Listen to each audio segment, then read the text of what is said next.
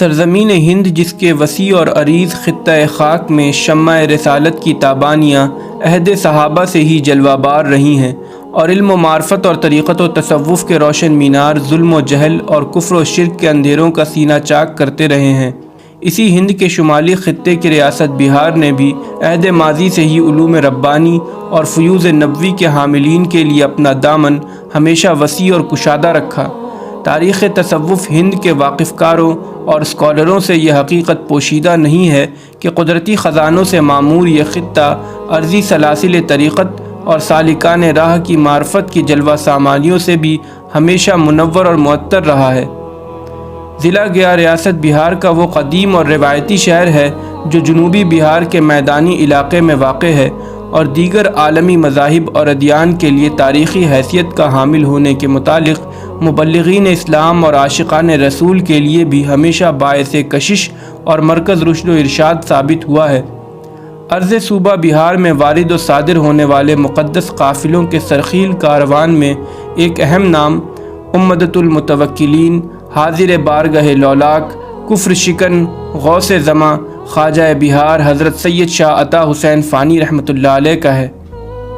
حضرت سید شاہ عطا حسین فانی رحمۃ اللہ علیہ کی ولادت 1232 ہجری کو رمضان کے مہینے میں افطار کے وقت اپنے نانا سید شاہ شمس الدین حسین دانہ پوری کے گھر مغل پورہ میں ہوئی۔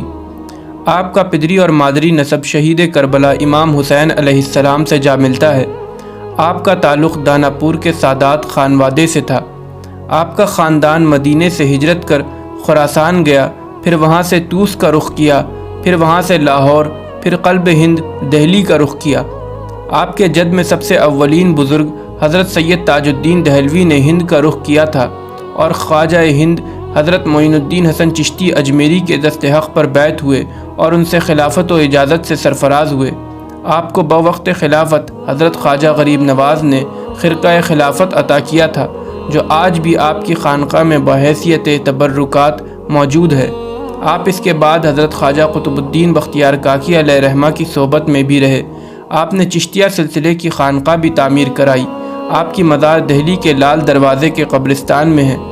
آپ کے جد امجد خواجہ تاج الدین دہلوی کی قیام کردہ خانقاہ تبلیغ دین کی خاطر دہلی سے کالپی اور کالپی سے حاجی پور اور وہاں سے عظیم آباد کے محلے کچوری گلی، پھر دانہ پور اور پھر بالآخر آپ کی قیادت میں شہر گیا میں منتقل ہو گئی۔ آپ کے جد اعلیٰ سید المجذوبین سید شاہ یاسین قدس سرہ کے دور میں انہیں اپنے نانا سید شاہ محمد رضوی دانہ پوری رحمۃ اللہ علیہ کے واسطے سے بانی خان کا دانہ پور سید شاہ جہانگیر رضوی دانہ پوری کی سجادگی اور تبرکات بھی منتقل ہو گئے تھے، جسے لے کر آپ گیا آ گئے۔ حضرت سید شاہ عطا حسین فانی رحمۃ اللہ علیہ نے ابتدائی دینی تعلیم اپنے چچا سید شاہ حکیم مراد علی سے اور بعد میں مولانا عزیز الدین حیدر لکھنوی رحمۃ اللہ علیہ سے لی۔ آپ نے طب کی تعلیم جناب محمدی صاحب ساکین دسنا سے لی تھی۔ آپ کی روحانی تعلیم و تربیت اپنے دادا پیر طریقت حضرت سید شاہ غلام حسین دانہ پوری رحمۃ اللہ علیہ سے شروع ہوئی، پھر آپ نے اپنے ماموں اعلیٰ حضرت سید شاہ قمر الدین حسین منمی رحمۃ اللہ علیہ کے حضور حاضر باش ہو کر تکمیل سلوک کی۔ آپ مرشد قمر الدین حسین منمی رحمۃ اللہ علیہ کی حیات میں مرشد سے حرمین شریفین جانے کی اجازت طلب کرتے رہے، مگر اجازت نہ مل سکی، لیکن بشارت دی گئی کہ بڑے دریا لانگھو گے۔ بشارت پوری ہوئی۔ 1255 ہجری میں مرشد کا انتقال ہو گیا۔ 1820 عیسوی میں آپ کے جذبات عشق نے تمام بدنشوں کو توڑ کر وطن سے کھینچ کر آپ کو حرمین شریفین کا راہی بنا دیا۔ یہ سفر حج آپ کا ایسا کامیاب ہوا کہ اس سفر نے آپ کو باطنی کمال میں انتہائی عروج پر پہنچا دیا۔ آپ نے اس سفر کے دوران بے شمار صوفیہ کے آستانے پہ حاضری دے کر ان کی ارواح سے اکتساب فیض کیا، جس میں حضرت خواجہ غریب نواز، خواجہ قطب الدین بختیار کاکی، حضرت سید بدی الدین زندہ شاہ مدار اور حضرت سیدنا امیر ابوالعلا کے نام آتے ہیں۔ آپ نے اس سفر کے دوران حضرت خواجہ قطب الدین بختیار کاکی، حضرت سیدنا امیر ابوالعلا احراری اور حضرت سیدنا فخر الدین فخر جہاں رحمۃ اللہ علیہ سے بطریقہ اویس یا ان کے سلاسل کی اجازت اور باطنی فیضان حاصل کیا۔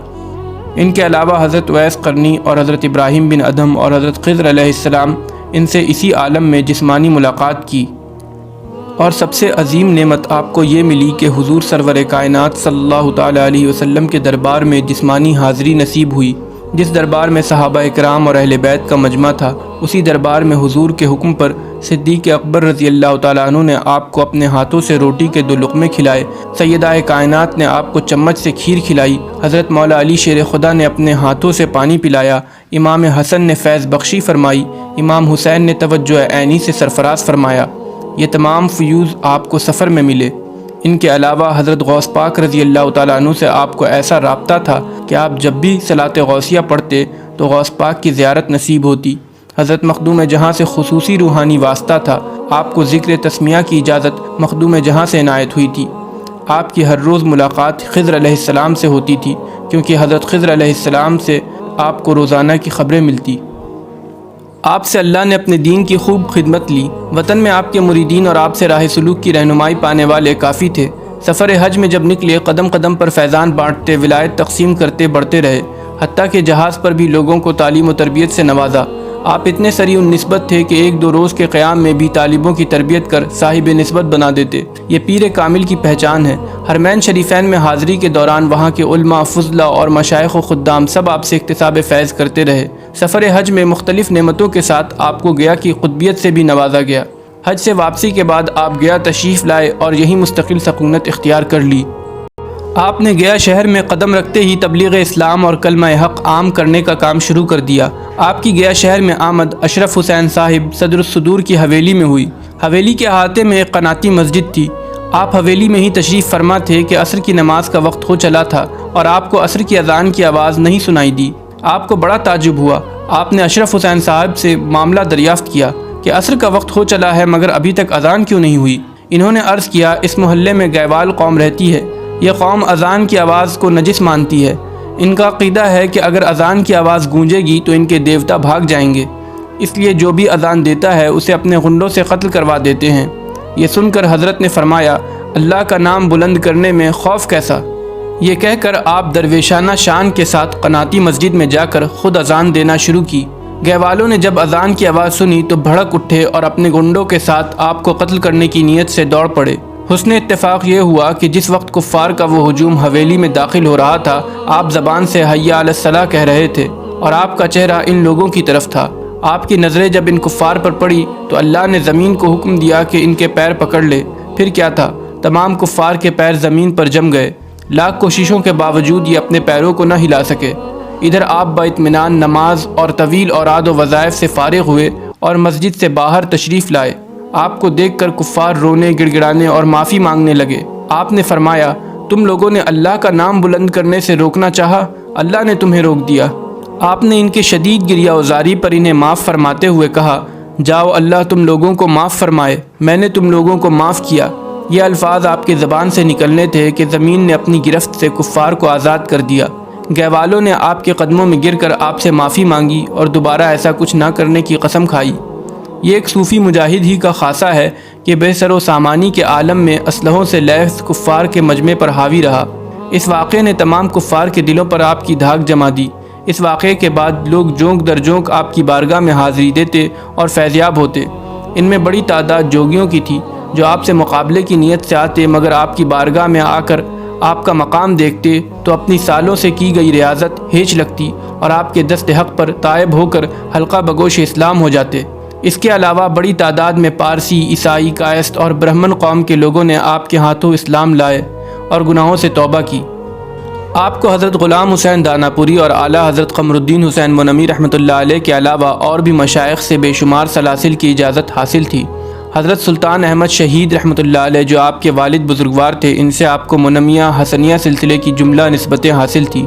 حضرت شمس الدین داناپوری رحمۃ اللہ علیہ جو آپ کے نانا حضور تھے، ان سے آپ کو خواجہ حسن رضا رائے پوری اور قادریہ منانیہ سلسلے کی جملہ نسبتیں عطا ہوئی تھی۔ حضرت سید شاہ فخر الدین حسین چشتی رحمۃ اللہ علیہ جو خانقاہ چشتیہ مودودیہ کے سجادہ نشی تھے، ان سے آپ کو چشتیہ قطبیہ اور چشتیہ نصیریہ سلاسل کی اجازت حاصل تھی۔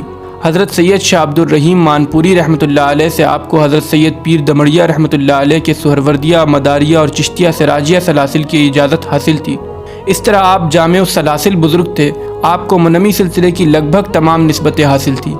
آپ کی یہ خصوصیت تھی کہ آپ جب کبھی مجلس سما میں موجود ہوتے اور کوئی کلام جس پر آپ کو وجد ہوتا، کیفیت طاری ہوتی اور وہ وجد اور حال ظاہر بھی ہو جاتا، تو ایک بڑی بات نکل کر سامنے آتی کہ جس شعر پر، جس مصرے پر آپ کو کیف ہوتا، اس مصرے کا معنی نہ صرف آپ کی کیفیت میں اور آپ کی ذات میں بلکہ تمام صاحبان مجلس پر اور مجلس کے در و دیوار پر بھی نظر آ جاتا۔ یعنی جس شعر پر آپ کو کیفیت ہوتی، اس شعر میں جو کچھ شاعر نے کہا ہے، جو شاعر کا مقصود ہے، اس پر آپ صرف کسی کو کیف کرتے ہوئے نہیں دیکھتے بلکہ اس کے معنی کی تصویر بنے ہوئے دیکھتے۔ مثلا ایک بار قصبہ صاحب گنج گیا میں پہاڑ پر خواجہ میر انجان صاحب رحمۃ اللہ علیہ کے یہاں مجلس سما تھی۔ خواجہ میر انجان صاحب اور مولوی سید اولاد علی کاہش، مولوی ابراہیم علی بیتوی، صوفی نور اللہ جیسے صاحبان شریک مجلس تھے۔ قوال نے غزل شروع کی اور پہلا مصرع پڑھا، جس کے مفہوم یہ ہیں: عشق کو لوگوں سے چھپا سکتے ہو مگر عشق کے آثار نہیں، یعنی چہرے کی زردی اور لبوں کی خشکی کا کیا علاج ہے۔ یہ اشعار پڑھنا تھا کہ آپ پر نہایت زور کی کیفیت طاری ہوئی۔ آپ کا چہرہ بالکل زرد ہو گیا، جس کی زردی سے ساری مجلس رنگین ہو گئی۔ در و دیوار پر، فرش پر اور شرکائے مجلس کے لباس پر، غرض کے ہر چیز پر زردی چھائی ہوئی تھی، اور اس کیفیت کو تمام شرکائے مجلس نے محسوس کیا۔ آپ کثیر التصانیف بزرگ تھے۔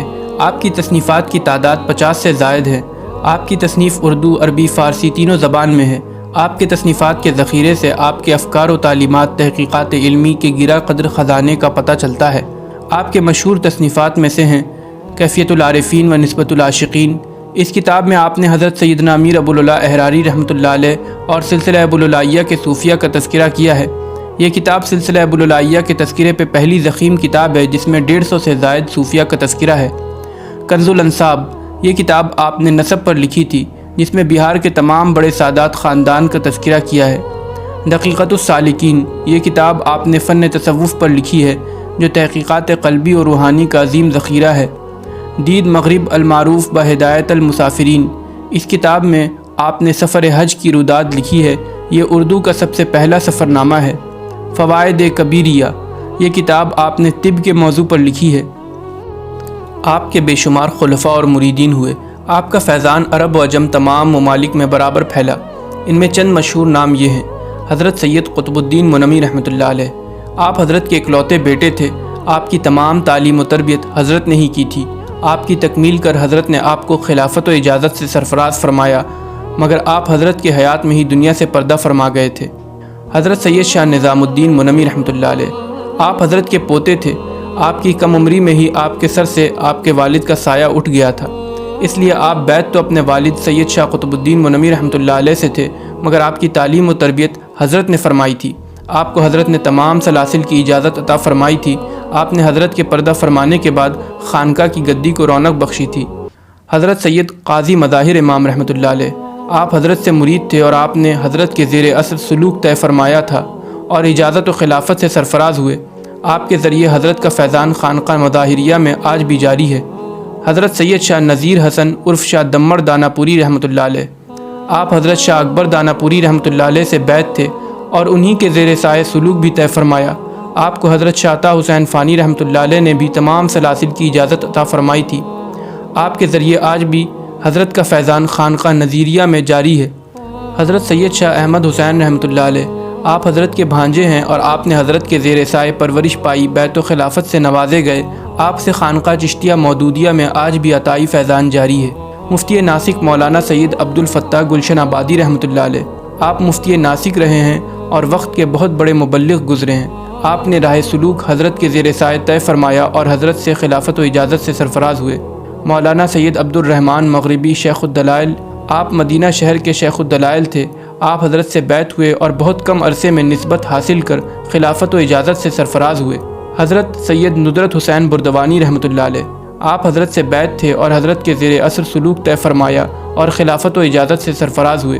آپ کے ذریعے آج بھی خانقاہ قادریہ عطائیہ ندرتیہ میں حضرت کا فیضان جاری ہے۔